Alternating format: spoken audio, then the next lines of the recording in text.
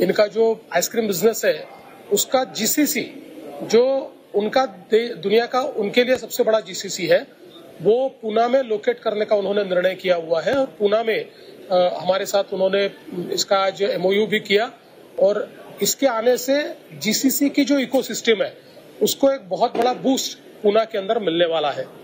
इसके अलावा हमने जो हमारे भारतीय फंड्स है उनके साथ एक एमओयू किया है जिसमें ये हमारे सारे भारतीय फंड्स 4,07,000 करोड़ रुपया एमएमआरडीए को दे रहे हैं। एमएमआरडीए के जो प्रोजेक्ट्स है चाहे फिर वो रोड्स के प्रोजेक्ट्स हो, टनल्स के प्रोजेक्ट्स हो, पीने के पानी के प्रोजेक्ट्स हो, हाईवेज के प्रोजेक्ट्स हो, कोस्टल रोड जैसे प्रोजेक्ट्स हो या फ्लाईओवर जैसे प्रोजेक्ट हो, सारे के सारे उनके जो प्रोजेक्ट्स है एक रोड मैप तैयार किया है। उसके लिए जो इन्वेस्टमेंट हमको करनी है उस इन्वेस्टमेंट का आज टाइप हुआ है। मैं ऐसा मानता हूँ हिस्टोरिकल इस प्रकार का टाइप हमने किया है।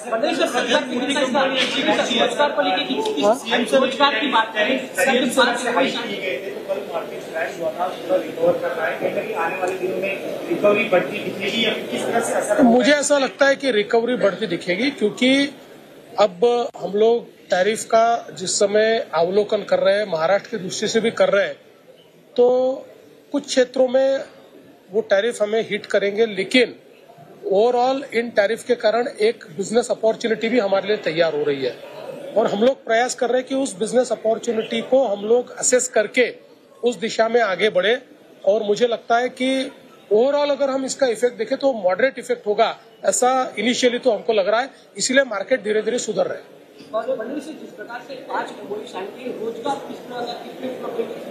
देखिए इसमें जो जीसीसी है जीसीसी में तो अच्छा रोजगार निर्माण होगा और बाकी जो 4 एमओयू है ये इंफ्रास्ट्रक्चर के फंडिंग के एमओयू।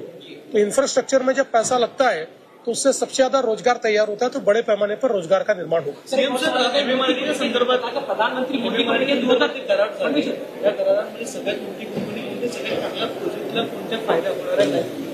नाही याच्यामध्ये सगळे आपले इंडियन फंडर्स आहेत। हुडकोनी 1.5 लाख कोटी रुपये दिलेले आहेत, आरईसीने दिलेले आहेत, पीएफसीने दिलेले आहेत, या सगळ्यांनी दिलेले आहेत। त्याच्यामुळे आता एमएमआर रिजन मधले जेवढे आपले प्रोजेक्ट आहे मग ते मेट्रोचे असो, ते टनेलचे असो, ते रोडचे असो, ते हायवेजचे असो, ते ब्रिजेसचे असो, ते फ्लायओव्हरचे असो, ते अंडरपासेस, या सगळ्या प्रोजेक्ट करता आता एक प्रकारे फंडिंग हे आपल्याला उपलब्ध झालेलं आहे। तर मुख्यमंत्री देवेंद्र फडणवीस आणि उपमुख्यमंत्री एकनाथ शिंदे सध्या बोलत होते आणि एमएमआर क्षेत्राच्या विकासाला कशा प्रकारे गती देता येणार आहे या संदर्भातला त्यांनी एक पुढची रूपरेखा दिलेली आहे। किती मोठा निधी या प्रकल्पांसाठी दिलेला आहे या संदर्भातही त्यांनी माहिती दिली आहे।